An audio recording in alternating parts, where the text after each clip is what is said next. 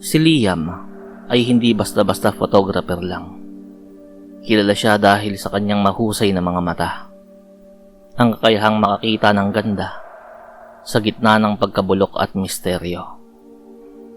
Para sa kanyang huling proyekto sa portfolio, naglakbay siya patungo sa liblib na bahagi ng Quezon, kung saan usap-usapan ang isang dambuhalang puno ng balete na tila lumamon na sa isang abandonadong kapilya.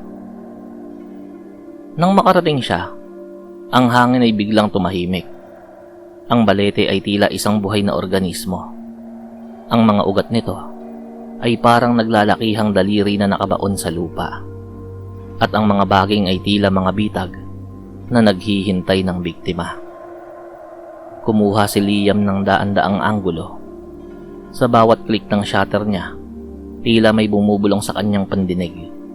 Isang malambing na tinig na humahalo sa kalansing ng mga dahon. Noong gabing yon, sa kanyang maliit na tinutuluyang bahay bakasyunan, nagkaroon si Liam ng isang panaginip na hindi katulad ng iba. Natagpuan niya ang kanyang sarili sa gitna ng gubat. Ngunit ang gubat ay hindi na madilim. Ang bawat dahon ay kumikinang sa ilalim ng pilak na buwan. Sa gitna ng liwanag, lumitaw ang isang babae. Siya ay may mahabang buhok na kasing itim ng duhat at balat na kasing puti ng gatas. Ang kanyang suot ay isang manipis na puting saya na tila gawa sa ambon at ulap. Hindi siya nagsasalita, ngunit ang kanyang mga matang kulay ginto, ay nagsasabi ng 1,000 pangako. Inabot niya ang kanyang kamay kay Liam. Nang magising si Liam, basa siya ng pawis ngunit may kakaibang saya sa kanyang puso. Iniisip niya na marahil ay epekto lamang yun ng pagod at pagkamangha sa kagandahan ng balete.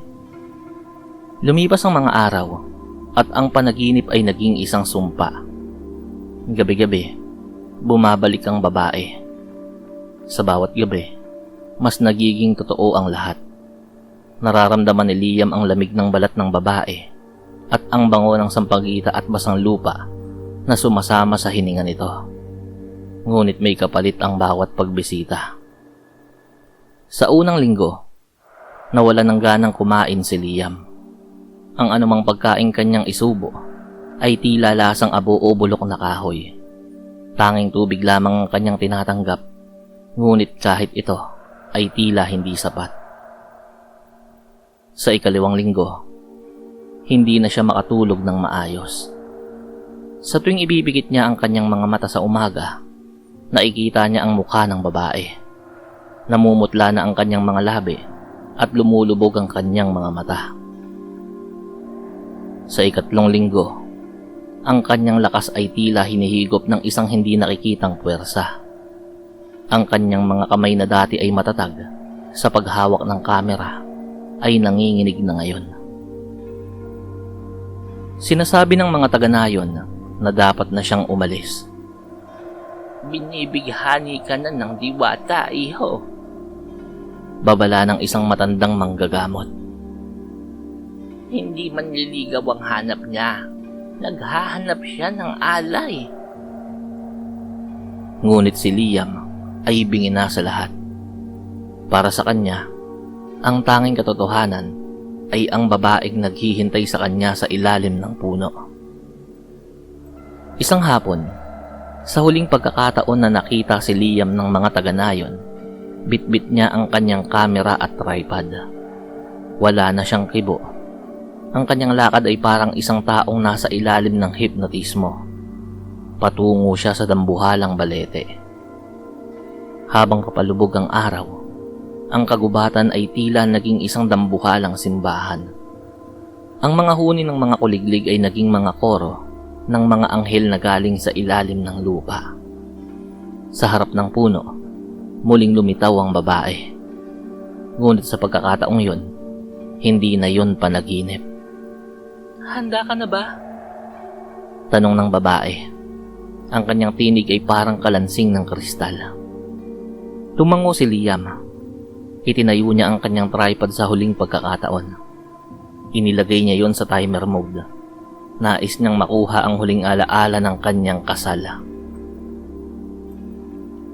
Nang sumunod na araw, isang search party ang binuo nang hindi na bumalik si Liam sa kanyang tinutuluyan.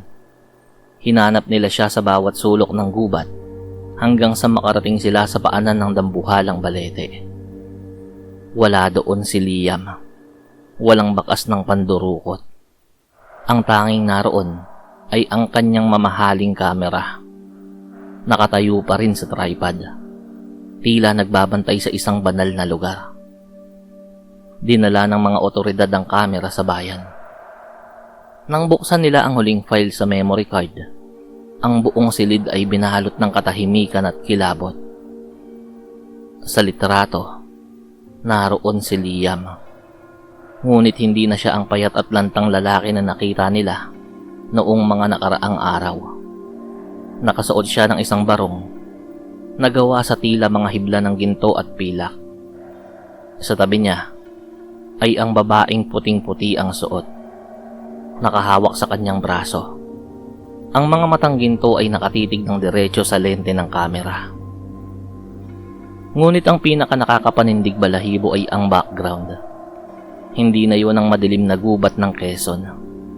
Sa likod nila ay nakabukas ang isang marangyang katedral.